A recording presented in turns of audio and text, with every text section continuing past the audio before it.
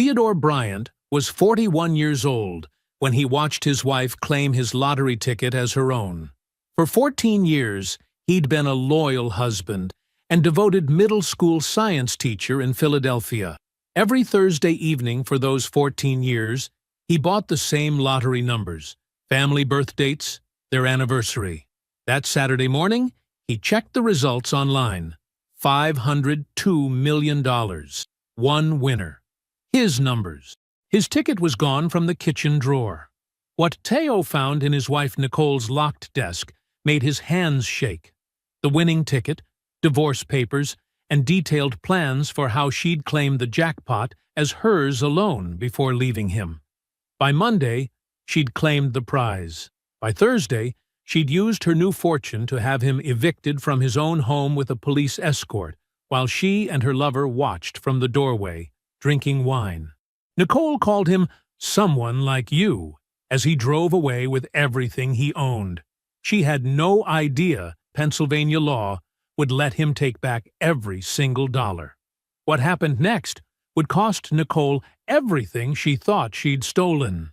Before we jump into the story, comment where in the world you are watching from and subscribe, because tomorrow's story is one you need to hear. The hum of the radiator filled Teo's modest living room as he spread student papers across the coffee table. Red pen in hand, he smiled at Jenny Martinez's detailed diagram of cellular mitosis. Even with spelling errors, her understanding of the process showed real progress. Teaching moments like these made the modest salary worth it. Upstairs, the shower ran steadily. Nicole had come home late again, barely speaking, before heading up to wash off another intensive networking event. These late nights had become more frequent over the past year, along with the designer bags that somehow fit into their tight budget. The coffee table vibrated as Nicole's phone lit up for the third time. Teo normally wouldn't even glance at it. Trust had been the foundation of their 14-year marriage. But something felt different lately. The secret phone calls, the sudden business trips, the growing disdain in her voice when she talked about their row house or his teaching career. The phone buzzed again. His hand hesitated over it, years of respect for her privacy warring with a gnawing doubt. The screen flashed another notification. Desmond Clark. Taking a deep breath, Teo picked up the phone. The message preview made his stomach clench. Soon we won't have to hide.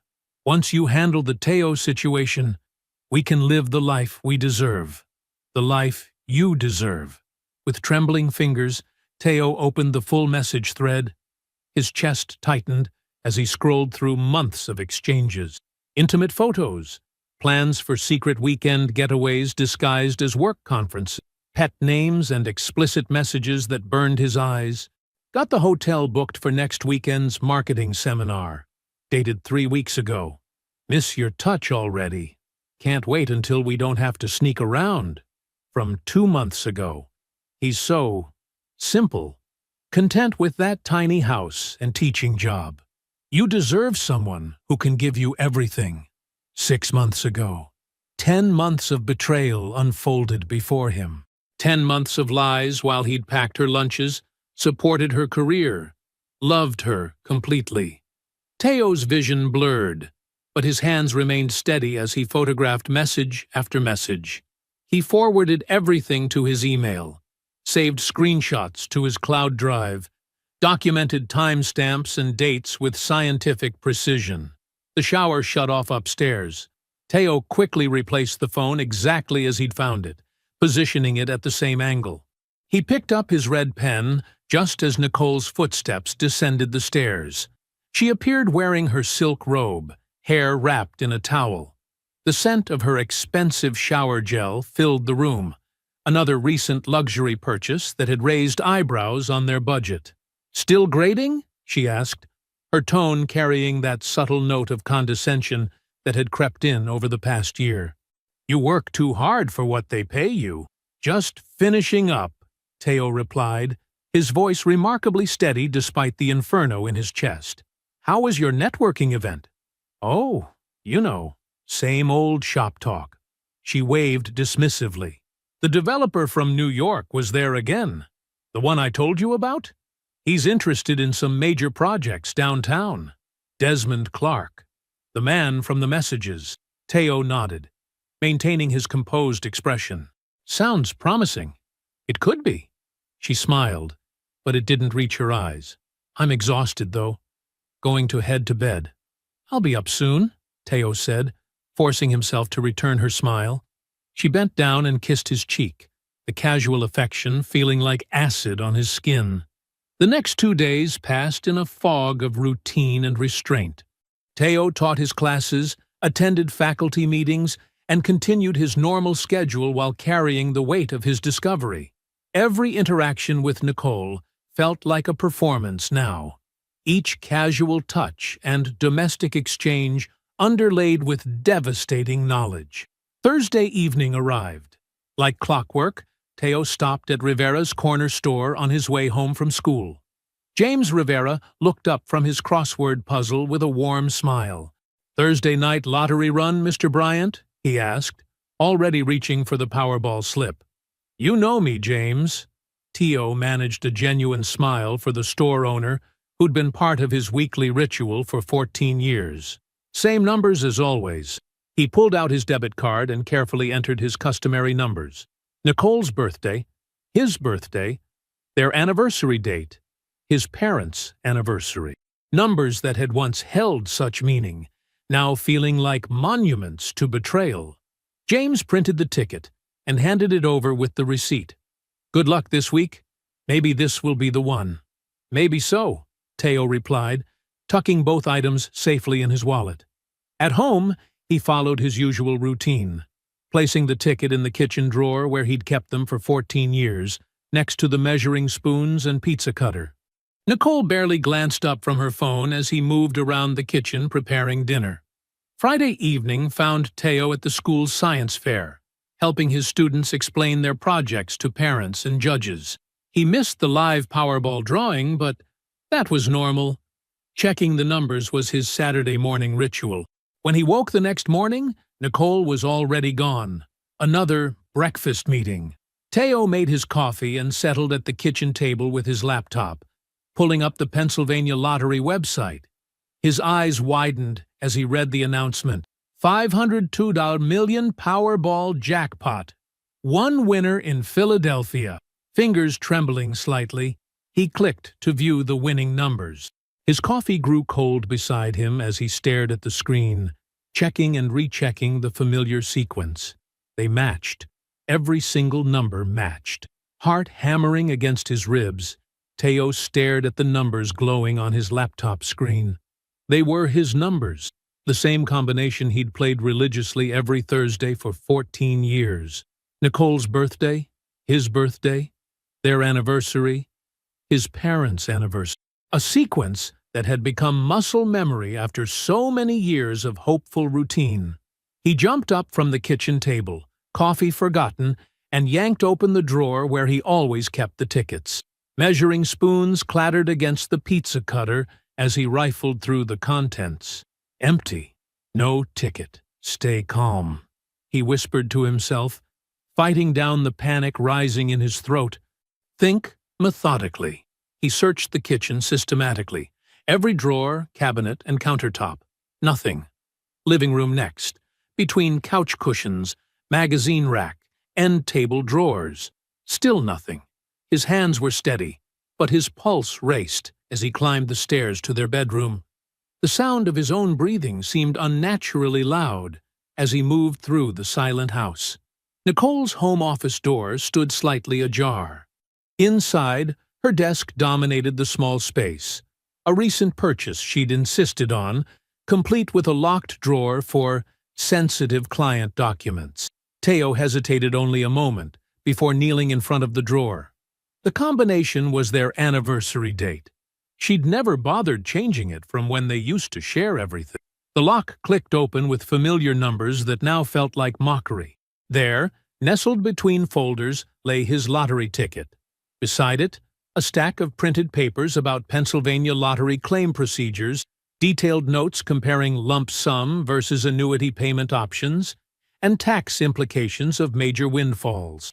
A business card for Bradford Wealth Management sat on top, with Monday 9 a.m. urgent, written in Nicole's precise handwriting. She'd been planning this. While he taught science to 7th graders on Friday, she'd been researching how to claim his winning ticket. Years of teaching scientific methodology kicked in, focusing his racing thoughts. Evidence. He needed evidence. With trembling fingers, Teo pulled out his phone and photographed the ticket from multiple angles, making sure the serial number was clearly visible in each shot. He carefully documented her handwritten notes, the wealth management appointment card, the lottery procedure printouts. Next, he retrieved the receipt from his wallet. He always kept them for a week, another part of his Thursday ritual. The date and time were clear. Thursday, 6:47 p.m. Rivera's Corner Store. Opening his banking app, he confirmed the matching debit card transaction. His teacher's laptop was still open downstairs. Teo spent the next hour researching Pennsylvania lottery law, taking screenshots of relevant statutes. The ticket holder was presumed to be the owner, but the actual purchaser could legally contest ownership with proper documentation. His heart steadied slightly. There was a path forward. With painstaking precision, Teo returned everything to its exact position in the drawer. The lock clicked shut, resetting their anniversary date to protect someone else's secrets. That afternoon, he found Nicole in the kitchen, scrolling through her phone while sipping expensive coffee. His voice came out remarkably steady. "Hey, babe, did you check our lottery numbers? I think I left the ticket in the drawer." Nicole's response was perfectly smooth, rehearsed. "Oh, I grabbed it when I was tidying up yesterday. It's in my purse. We didn't win anything. Maybe $1 or $2. You sure?"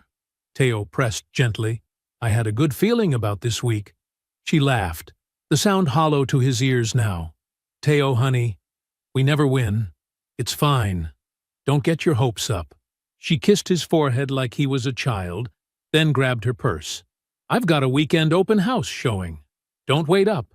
Sunday crawled by in a haze of focused documentation. Teo made multiple copies of everything. The receipt, 14 years of bank statements showing his Thursday lottery purchases, all the affair evidence.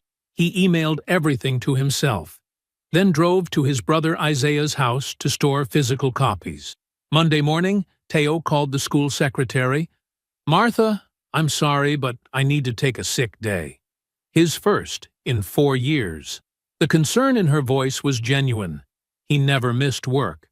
At 8:30 a.m., he pulled out of his driveway, hands clenched on the steering wheel as he headed toward the Pennsylvania Lottery headquarters in Middletown.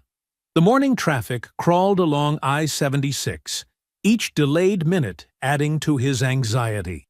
He had to get there before Nicole could claim the ticket, had to expose the theft before she could complete her betrayal. The GPS showed his arrival time as 9:30 a.m., 1 hour too late. Through the tinted glass walls of the Pennsylvania Lottery headquarters, Teo watched his life dissolve. Nicole stood at the claims desk, radiant in an expensive navy suit, her perfectly manicured hand moving across papers with practiced confidence. Beside her, Desmond Clark loomed tall in his tailored gray suit, while a third man, clearly a high-powered attorney based on his leather briefcase and commanding presence, gestured at various documents. Teo's fingers gripped his steering wheel until his knuckles went white. He'd spent 14 years playing those numbers. 14 years of Thursday evening stops at Rivera's store. 14 years of quiet hope built around birthdays and anniversaries that had once meant something. Now he watched through glass as strangers celebrated his win. The morning sun felt sharp against his eyes as he sat paralyzed in his Honda Civic, a decade-old car that suddenly seemed to embody everything Nicole had grown to resent. Security cameras swept the parking lot where her gleaming Mercedes sat like a proclamation of victory. Inside, Nicole laughed at something Desmond said, her head thrown back with practiced elegance. The claims agent smiled warmly, clearly charmed by the beautiful woman claiming life-changing wealth. More signatures, more papers passed across the desk. Teo's receipt burned in his wallet, useless now that she'd beaten him here. At 10:15 a.m., they emerged through the building's main doors. Nicole practically floated, her face glowing with triumph. Desmond's arms snaked possessively around her waist, marking his territory. The lawyer handed them each his business card with a final handshake. Teo's phone buzzed against his thigh. A text from Nicole. Something amazing happened. Need to talk tonight. I have incredible news. The heart emoji twisted in his chest like a knife. He watched them climb into their separate luxury vehicles, Nicole to her Mercedes, Desmond to his Porsche, and drive away, leaving him alone in a parking lot with his worthless proof of purchase. Hours crawled by. Teo drove aimlessly, unable to focus enough to return to school, unwilling to go home and face empty rooms.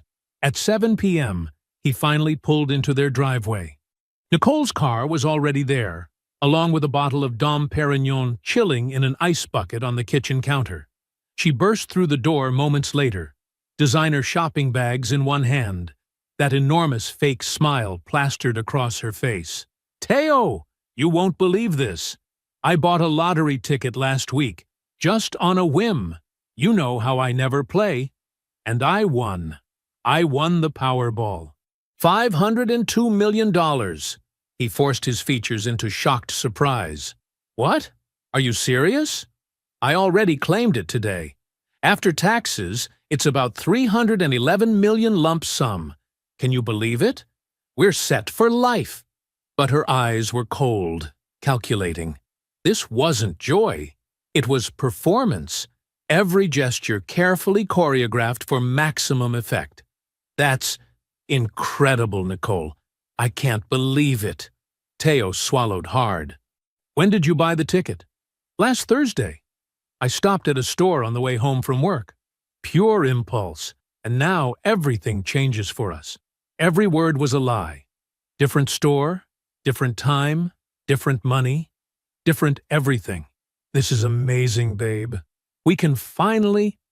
Actually, Teo, Nicole cut him off, her tone shifting dramatically. The warmth vanished from her voice. We need to talk about something else. I've been unhappy for a long time. I've been seeing someone else. His name is Desmond. We're in love. I'm filing for divorce. Teo let real pain show through his act. Nicole, we can work through this. We've been together 14 years. There's nothing to work through. I've moved on. This is my lottery win, my money, and I need to start my new life.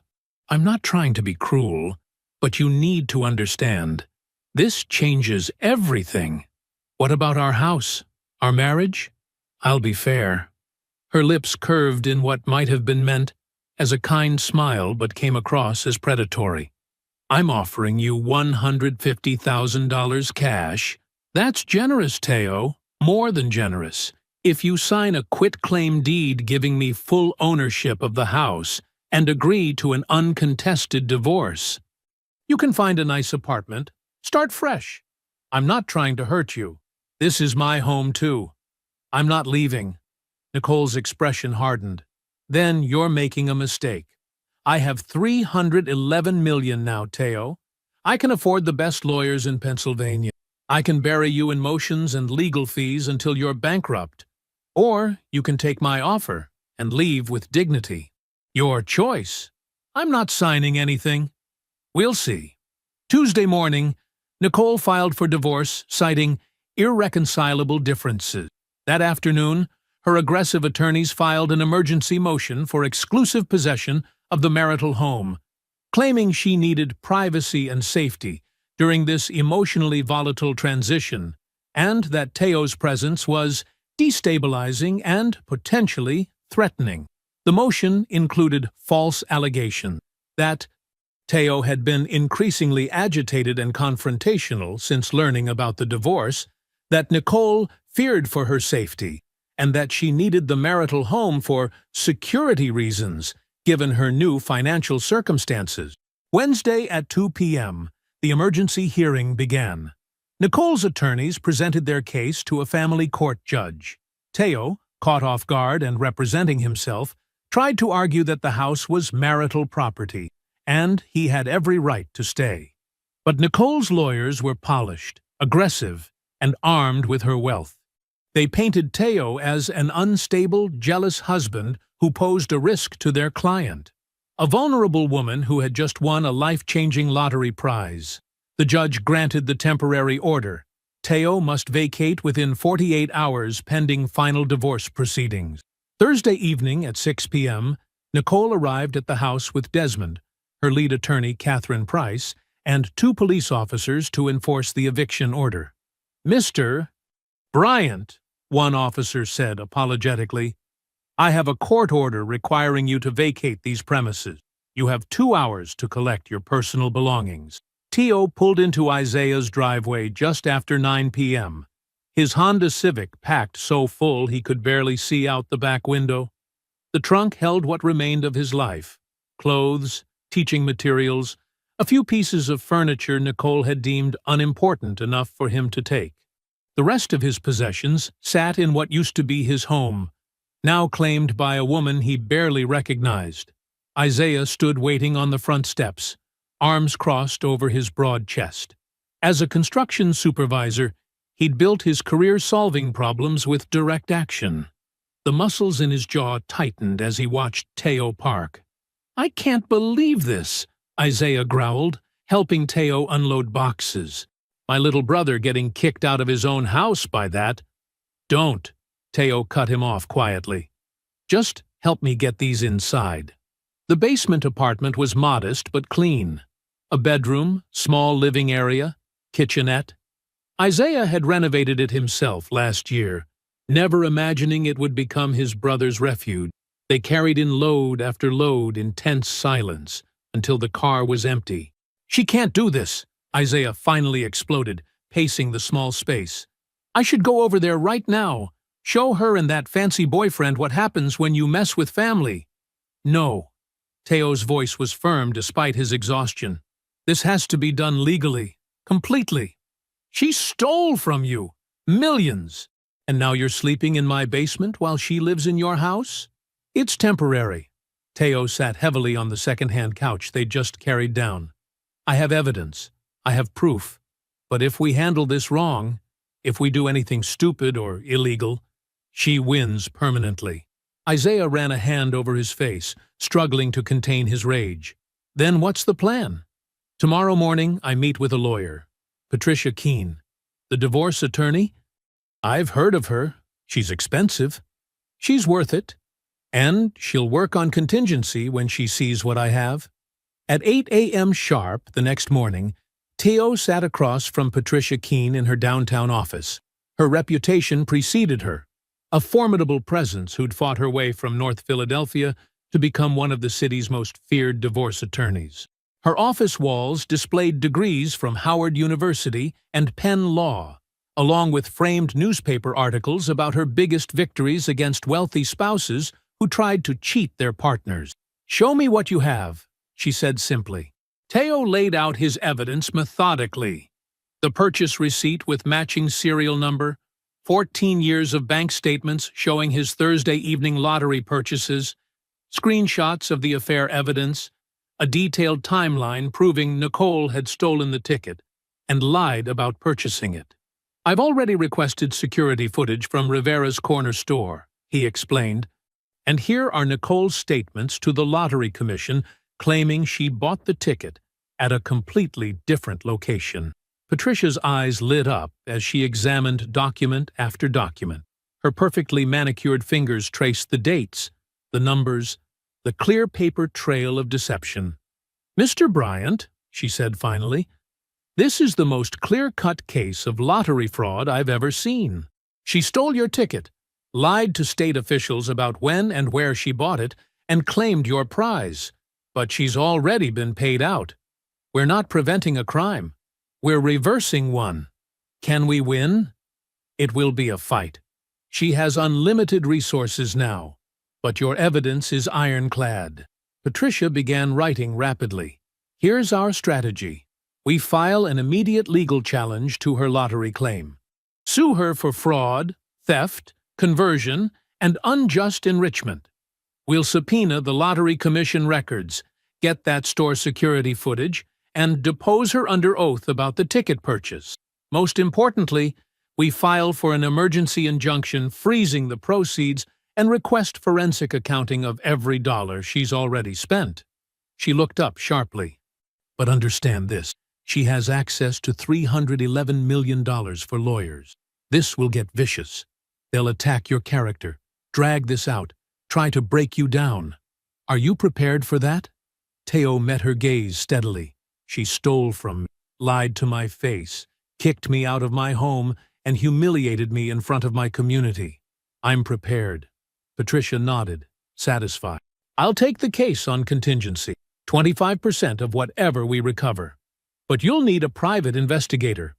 I recommend Raymond Porter, former Philadelphia detective.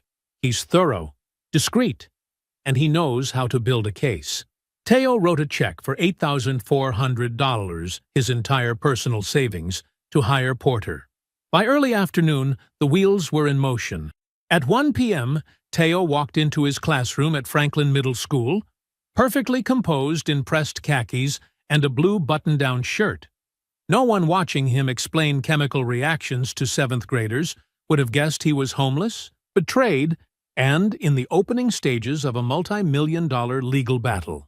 He moved through his lessons with practiced ease, helping students balance equations while his mind ran parallel calculations about evidence and strategy. Every time his phone vibrated, he checked it discreetly, waiting for updates from Patricia or Porter. But to his students, he was simply Mr. Bryant, patient, focused, exactly as he'd always been. Over the next week, Raymond Porter's investigation peeled back layers of deception that made Teo's stomach turn. Each morning, the former detective's reports arrived in Patricia's office with new revelations, each more calculated than the last. 7 months ago, Raymond explained, spreading bank statements across Patricia's desk while Teo sat quietly. Nicole opened an account at Wells Fargo using her work address. Started small, 200 here, 300 there, all transferred from your joint account. Teo recognized the dates, when Nicole had suggested they stop reviewing monthly statements together, claiming it was too stressful to track every penny. He'd agreed, wanting to ease her anxiety. Now he understood why. Total amount siphoned, just under $12,000, Raymond continued. Small enough that missing money could be explained by shopping, lunch meetings, normal expenses, but regular deposits, building a reserve. Patricia made notes while Teo studied the statements. His teacher's salary meant every dollar mattered. He'd been brown bagging lunches while Nicole secretly built her escape fund. 3 months ago, Raymond pulled out more documents. She had initial consultations with 3 different divorce attorneys, paid in cash from that secret account, was shopping for the most aggressive representation before the lottery even happened. Teo remembered that time period. Nicole had taken several personal days from work, claiming migraines. He'd made her soup, brought her ginger ale, worried about her health. Meanwhile, she'd been planning his removal from her life. The locked desk drawer, Raymond continued, purchased 8 weeks ago from an office supply store. She kept the receipt, filed it carefully, creating evidence of separate property for the divorce she was planning. But it was the text messages that truly gutted him. Raymond had discovered Desmond's unsecured cloud backup. The man's arrogance extended to his passwords, and found conversations stretching back months. Nicole to Desmond, 4 months before the win. He's so predictable. Same numbers every week. If those stupid tickets ever hit big, that's my ticket out. I just need to be ready to grab it first. Teo's hands clenched as Raymond read more messages. His weekly ritual of buying tickets, his sentimental use of family birth dates. She'd turned it all into surveillance, watching for her opportunity. 1 week before the win, tickets are always in kitchen drawer. He checks Saturday mornings like clockwork. If we ever win, I'll claim it Friday night or Saturday before he even knows. This wasn't opportunistic, Patricia said quietly. She was lying in wait, planning to steal any significant win. The fact that it happened now just accelerated her timeline. Raymond's investigation into Desmond revealed equally calculated predation. The developer was drowning in $2.8 million of debt across failing projects. Creditors were threatening lawsuits. His divorce from his previous wife had drained his reserves. He researched Nicole before approaching her, Raymond explained, showing social media timestamps, studied her LinkedIn, Facebook, mutual connections. He knew about her marriage, her job, her ambitions, found out which industry events she attended, the chance meeting where they met. Completely orchestrated. Teo remembered Nicole mentioning that first encounter, how Desmond had seemed so interested in her career, so understanding about her frustrations, so coincidentally aligned with her goals. Now he understood why. Their early messages show his strategy, Raymond continued. He cultivated her dissatisfaction, encouraged her material aspirations, positioned himself as her ticket to a better life. He was hunting for someone with financial potential, whether through her career or, as luck provided, a lottery ticket. 1 week after Teo's eviction, Patricia assembled their complete legal challenge package. The filing was thick with evidence: civil lawsuit for fraud, theft, and conversion, formal challenge with the Pennsylvania Lottery Commission, emergency motion to freeze the remaining proceeds, request for expedited hearing. Raymond's surveillance team reported the moment Nicole was served with papers Tuesday morning. She'd been leaving a luxury car dealership, shopping for a second vehicle with Teo's stolen money. The process server caught her in the parking lot. For the next 7 hours, Nicole and Desmond huddled with their legal team in downtown offices. Through his contacts, Raymond provided periodic updates to Patricia. "She's screaming," he reported mid-afternoon, "throwing things. Desmond looks terrified. Their attorneys just explained Pennsylvania lottery law. If Teo proves he purchased the ticket, the prize belongs to him as the purchaser. Possession doesn't equal ownership when fraud is involved." In the weeks following Teo's eviction, Nicole and Desmond embraced their newfound wealth with reckless abandon. Their social media accounts became showcases of excess: champagne brunches, designer shopping sprees, and constant celebrations of their blessed new life together. Nicole's departure from her real estate marketing job became office legend.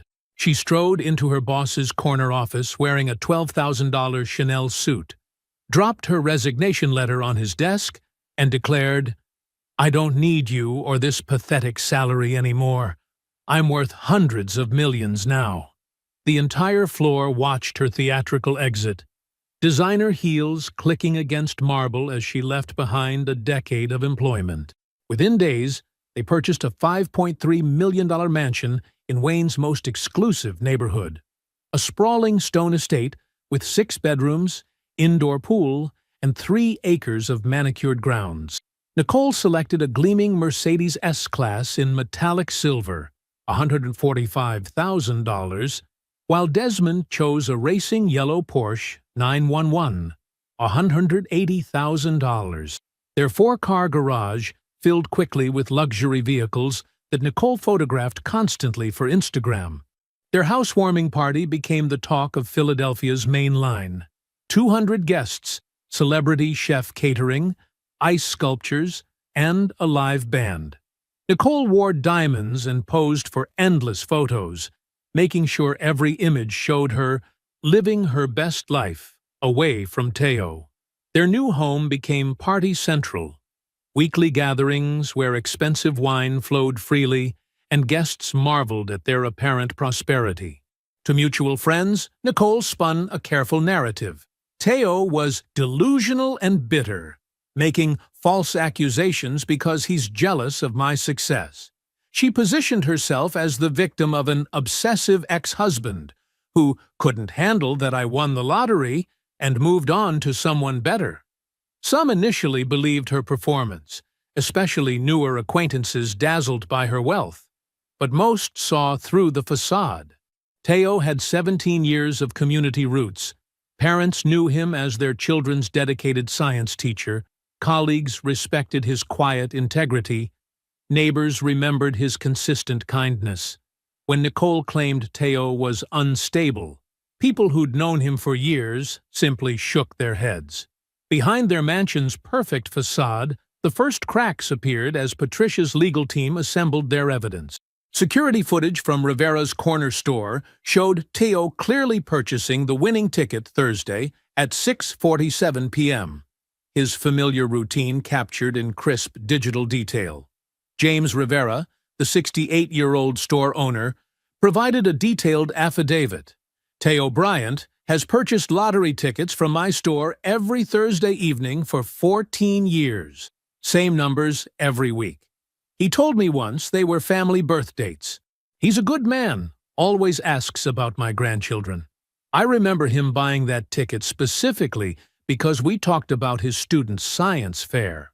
Bank records proved definitively that Teo's debit card was charged $10 at Rivera's store at exactly 6:47 p.m. Thursday, the timestamp matching the security footage perfectly. The Pennsylvania Lottery Commission's records showed Nicole claiming the ticket Monday at 9:20 a.m. But Nicole's critical error emerged from the claim paperwork itself. When filing, she'd told the lottery official, "I purchased this ticket Thursday evening, correct day," but claimed she bought it at the 7-Eleven on Market Street, the wrong store entirely, as Teo had purchased it at Rivera's on Broad Street. Patricia's deposition of Nicole became legendary among Philadelphia legal circles. In a sterile conference room, Nicole sat perfectly groomed in designer clothes while Patricia methodically dismantled her story. "Mrs. Bryant, you stated under oath you purchased this ticket at 7-Eleven on Market Street, correct?" "Yes, Thursday evening after work." "Then please explain how security footage shows your husband purchasing a ticket with the exact same serial number at Rivera's corner store on Broad Street at 6:47 p.m. that same day." That must be a different ticket. The serial numbers match exactly. Are you suggesting there were two identical tickets? He must have copied my numbers. Your husband's bank records show he purchased the ticket at Rivera's at 6:47 p.m. Mr. Rivera provided sworn testimony about his 14-year pattern of buying tickets with these specific numbers. How do you explain this? Nicole's polished veneer cracked. Her attorney called for a break as she began to unravel. During discovery, Patricia uncovered the financial records that shattered Nicole's fairy tale completely. Desmond had already spent $1.4 million of the lottery money. He'd paid off creditors threatening lawsuits over his failed developments, poured money into his struggling projects, and purchased luxury items including a vacation home in the Bahamas titled solely in his name. When Nicole discovered the unauthorized spending and confronted him, Desmond's response revealed his true nature. "We're partners now, baby. What's yours is ours. That's how relationships work." His casual dismissal of her fury showed no real affection, only the entitled assumption of access to her wealth. Standing in their mansion's massive kitchen, watching Desmond scroll through his phone while brushing off her concerns, Nicole finally saw the truth. He had never loved her. She was simply a target, a solution to his financial problems, and now he was bleeding her dry. But she couldn't confront this reality without admitting an even harder truth. She had stolen the ticket that made her wealthy in the first place. Week 5, after Teo's eviction, Judge Denise Marshall studied the mountain of evidence before her with methodical precision. Her reading glasses perched on the edge of her nose as she reviewed bank statements, text messages, and surveillance footage. After 3 hours of careful consideration, she delivered her ruling on Patricia's emergency motion to freeze the lottery proceeds. While the evidence presents serious concerns about the legitimacy of Mrs. Bryant's lottery claim, Judge Marshall stated, her voice firm and measured, A complete asset freeze would be overly restrictive at this stage.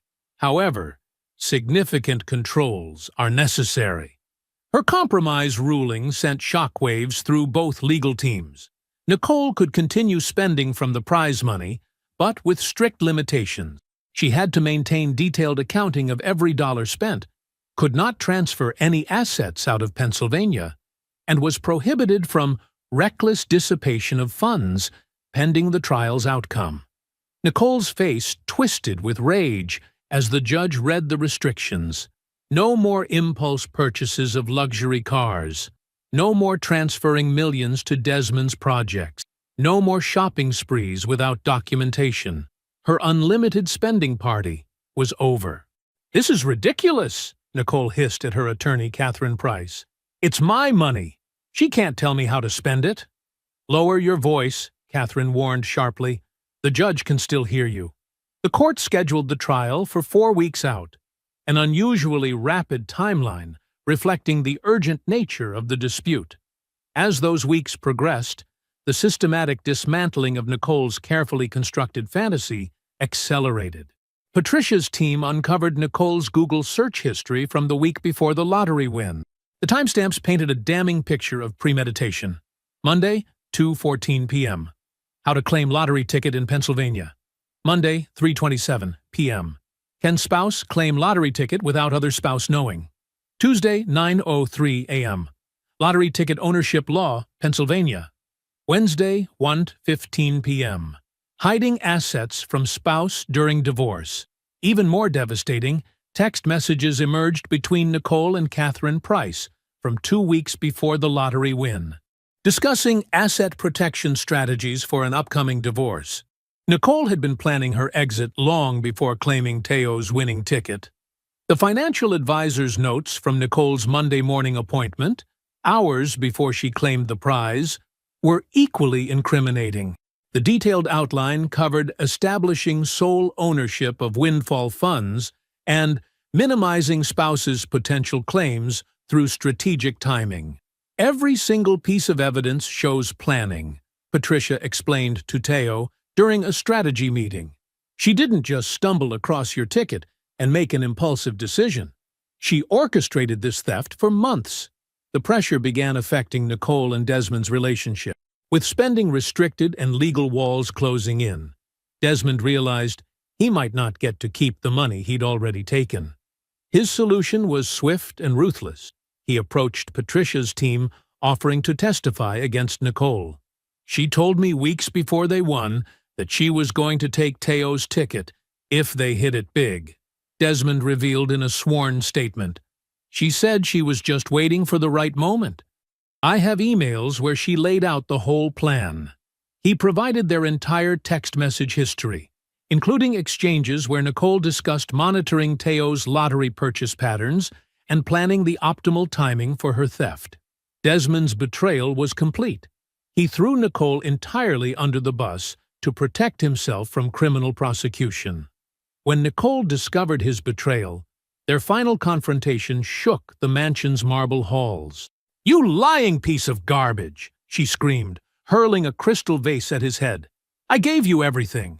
"You didn't give me anything," Desmond sneered, dodging the projectile. "You stole it, and I'm not going down with you." He packed his bags that night, leaving Nicole alone in their sprawling house. But Nicole's desperate spiral wasn't finished. Patricia uncovered her most recent mistake, an attempted bribe of James Rivera just 2 weeks earlier. Nicole had visited his corner store late one evening, offering the owner $50,000 cash to either forget Teo's years of lottery purchases or testify that he couldn't clearly remember who bought the winning ticket. James Rivera, disgusted by the attempt, reported it immediately to Teo's legal team. He even recorded the conversation on his store's security system, capturing Nicole's crude attempt at witness tampering in high definition. Patricia didn't hesitate.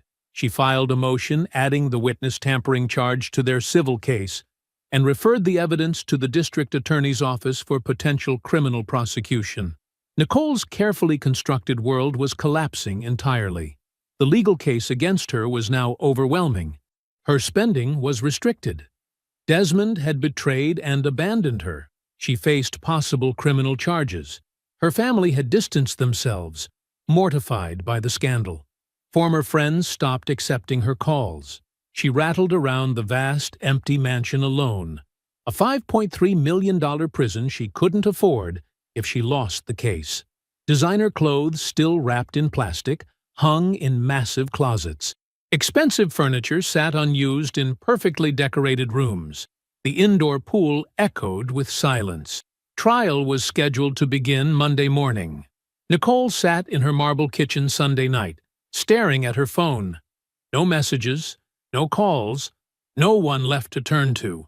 The only sound was the steady tick of an antique clock, counting down the hours until she would face justice. Monday morning arrived with heavy rain drumming against the Philadelphia County Court's grand windows. The marble corridors echoed with footsteps as attorneys, witnesses, and spectators filed into courtroom 4A for what local media had dubbed the lottery theft trial. Teo sat quietly beside Patricia at the plaintiff's table, his posture straight but not rigid, wearing the same modest suit he'd worn to parent-teacher conferences for years. Across the aisle, Nicole perched in a designer outfit that probably cost more than Teo's monthly salary, but her usual confidence seemed brittle today. Judge Michael Henderson entered, and the packed courtroom rose. "Be seated," he commanded, his voice carrying natural authority. "We are here to determine rightful ownership of Pennsylvania Powerball Prize number 2023-147. Ms. E. Keene, you may proceed with your opening statement." Patricia rose smoothly, her presence commanding immediate attention. "Your Honor, this case is about theft, fraud, and betrayal. We will prove through clear, documented evidence that Theodore Bryant purchased the winning lottery ticket, that Nicole Bryant stole that ticket, and that she deliberately claimed a prize she knew wasn't hers." Over the next 8 hours, Patricia methodically constructed an airtight case. She started with the foundation, Teo's 14-year pattern of lottery purchases. Bank statements filled 3 massive binders, showing every Thursday evening transaction at Rivera's corner store since 2009. The records painted a picture of clockwork consistency. "And these numbers," Patricia indicated on a display screen, "what significance do they have, Mr. Bryant?" "They're our family dates," Teo explained calmly. "My parents' birthdays, Nicole's birthday, our wedding anniversary. I've played the same numbers every week since we married." The security footage from Rivera's store played next. The timestamp clearly showed 6:47 p.m. Thursday evening as Teo entered, greeted James Rivera warmly, and purchased his weekly tickets. The camera angle captured the transaction perfectly. Teo using his debit card, receiving his receipt, carefully checking his numbers. James Rivera's testimony proved particularly powerful. The elderly store owner spoke with quiet certainty. "Mr. Bryant has bought tickets from me every Thursday evening for 14 years. Same numbers, same time, like clockwork. He's always polite, always asks about my grandkids. When he bought that winning ticket, it was just like any other Thursday." "And you're certain it was Mr. Bryant who purchased this specific ticket?" Patricia asked. "Absolutely certain," James nodded. "I remember because he joked that maybe this would be his lucky week. I still have the security footage backup and his receipt with the matching serial number." Patricia then displayed Teo's receipt alongside the winning ticket. The serial numbers matched perfectly. The debit card records showed the exact time and amount. The evidence of ownership was overwhelming. Day 2 focused on exposing Nicole's deception. Patricia played the timeline like a symphony conductor, each piece of evidence building on the last. She showed photos Teo had taken of the ticket hidden in Nicole's locked drawer, surrounded by her handwritten notes about claiming procedures. "Note the date on these documents," Patricia highlighted. Mrs. Bryant was researching how to claim lottery prizes before the winning numbers were even drawn. Why prepare to claim a prize you don't know you've won? The text messages between Nicole and Desmond drew audible gasps from the gallery. Message after message showed Nicole discussing her plans to steal any significant lottery win, tracking Teo's purchase patterns, calculating the optimal timing. Desmond's video deposition played on the courtroom screens. He appeared nervous, but clear. Nicole told me weeks before they won that she was planning to take Teo's ticket if they hit it big. She said she just needed to wait for the right moment. The security footage of Nicole attempting to bribe James Rivera proved particularly damaging. The store's high-definition cameras captured her offering him $50,000 to forget Teo's purchases or change his testimony. Patricia's closing statement for Day 2 cut straight to the heart. Nicole Bryant didn't win the lottery. She stole someone else's winning ticket, lied to state officials about purchasing it, then used stolen funds to evict the rightful owner from his own home. This isn't a marital dispute. It's theft, fraud, and the betrayal of a faithful husband who trusted her for 14 years. Day 3 opened with Nicole's defense. Catherine Price argued skillfully despite her weak position. Possession of a lottery ticket traditionally establishes ownership.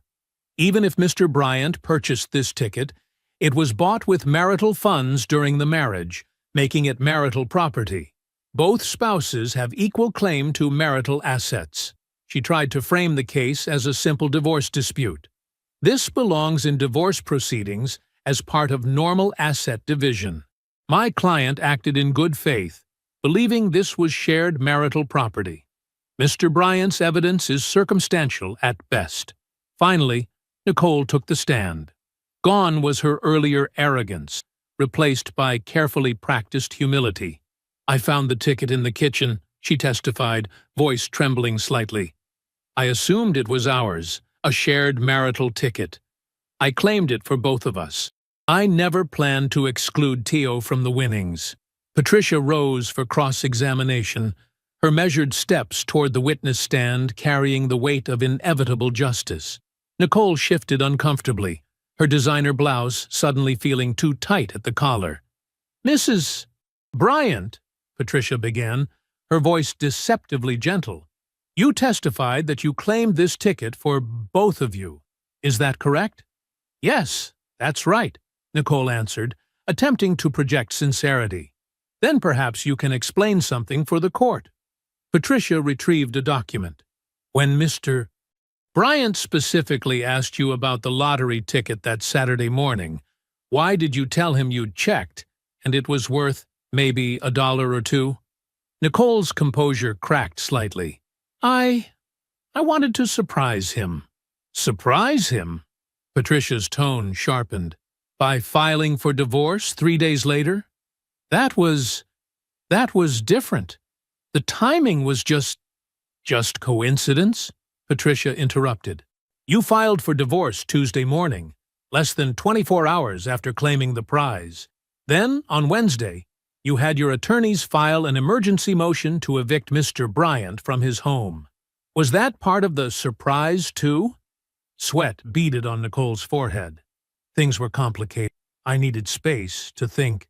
"You offered him $150,000 to disappear," Patricia stated flatly.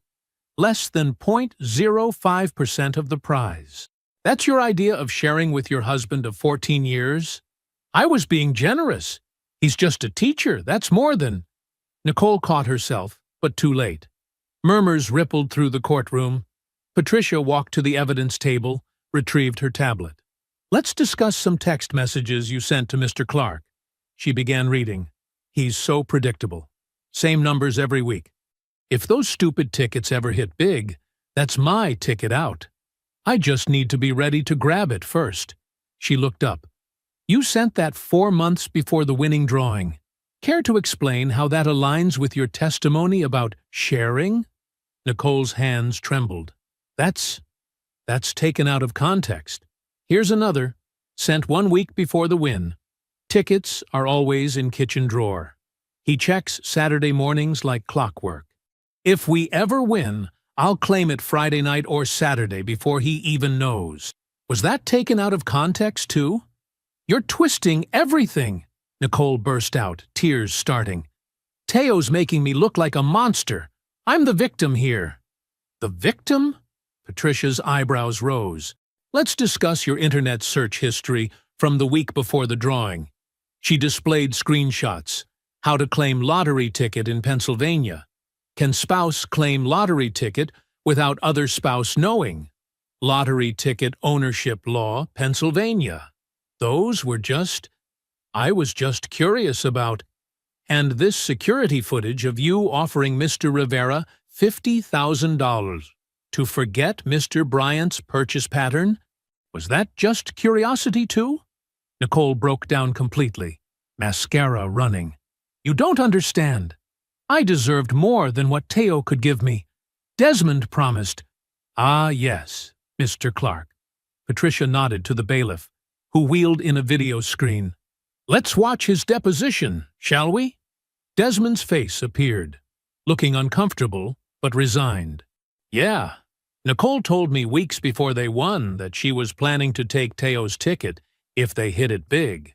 She said she'd been watching his patterns, knew exactly when to grab it.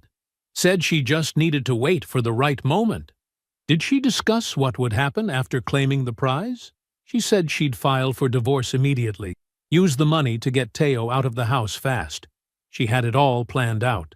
And your relationship with Mrs. Bryant. How did that begin?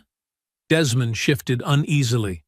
I targeted her, if we're being honest, at an industry event. I knew she was married but unhappy with her lifestyle. I researched her before approaching, learned about her marriage, her job, her ambitions. I knew someone like that would be useful. The courtroom sat in stunned silence. Nicole had collapsed forward, shoulders shaking with sobs, while her attorney, Catherine Price, stared straight ahead, lips pressed thin. Patricia's closing argument cut through the heavy air like a blade. This case is simple, Your Honor. Theodore Bryant purchased a lottery ticket with his own money, using numbers meaningful to his family, following a 14-year pattern. His wife stole that ticket, lied to state officials, claimed a prize that wasn't hers, then used stolen funds to destroy her husband's life. Pennsylvania law is clear. The purchaser owns the prize. Mr. Bryant is that purchaser. Every dollar belongs to him. Catherine Price's closing felt hollow in comparison, relying on technical arguments about marital property and weak appeals to sympathy. Despite these revelations, we must consider the legal framework of marital assets. Judge Henderson deliberated for only 3 hours before returning with his ruling. His face was stern as he began. This court finds by clear and convincing evidence that Theodore Bryant purchased the lottery ticket in question. Mrs. Bryant's claim that she purchased the ticket is contradicted by security footage, bank records, witness testimony, and her own provably false statements to the Lottery Commission. He continued, voice carrying absolute authority. The court further finds that Mrs. Bryant knowingly and intentionally misappropriated her husband's property, made false statements to state officials, and used the fraudulently obtained funds to cause additional harm to Mr. Bryant. His ruling was comprehensive and devastating. The entire lottery prize belonged to Theodore Bryant as rightful purchaser. Nicole must return all remaining proceeds immediately. All assets purchased with lottery funds must be surrendered for liquidation. Nicole was liable for conversion, fraud, and unjust enrichment, and must pay Theodore Bryant's legal fees of $247,000. The case would be referred to the district attorney for criminal prosecution consideration. Nicole's face went chalk white. She slumped in her chair, hysterical sobs racking her body, while Catherine Price attempted awkward comfort. From the gallery, Desmond stood without a word and walked out, never looking back. Through it all, Teo sat quietly at the plaintiff's table, his posture relaxed for the first time in months. Patricia reached over and squeezed his shoulder. Justice, finally, complete. The aftermath of the verdict hit like a tidal wave, washing away Nicole's false kingdom in a matter of weeks. The numbers told a devastating story of waste and hubris.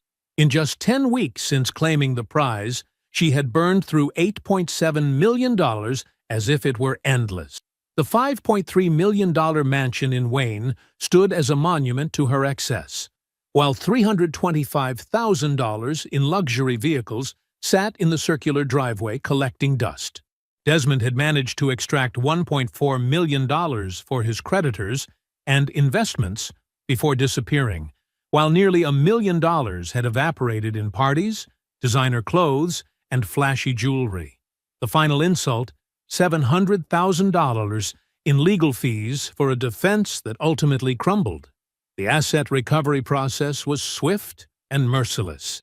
The mansion went into immediate foreclosure, though Teo's team managed to orchestrate a quick sale that recovered $3.8 million. The Mercedes S-Class and Porsche 911 were repossessed and auctioned, bringing back $290,000. Jewelry, designer handbags, and other luxury items were liquidated through high-end consignment, recovering a mere $140,000. Nicole's separate bank accounts were frozen and seized, their contents absorbed into the judgment. When the dust settled, Nicole was left with approximately $11,000 to her name, less than 10% of the $150,000 she had so condescendingly offered Teo to disappear quietly from his own life. The irony was lost on no one. Her unraveling continued with brutal efficiency. She crawled back to her former employer, pride in tatters, only to be told her position had been filled. And besides, they preferred to maintain a more professional corporate culture. Her family, already distant since the scandal broke, remained largely estranged. Her mother would occasionally answer texts with one-word responses, while her younger sister had blocked her number entirely, mortified by the public spectacle. The friends who had celebrated at her mansion parties, who had posted enthusiastic congratulations on social media, who had believed her narrative about Teo being bitter and jealous, now avoided her calls. The verdict had exposed her completely, and Philadelphia's social circles had no room for someone branded as a thief and a fraud. Reality hit hard as Nicole moved into a small one-bedroom apartment in a working-class neighborhood, the kind of place she had once sneered at as beneath her standards.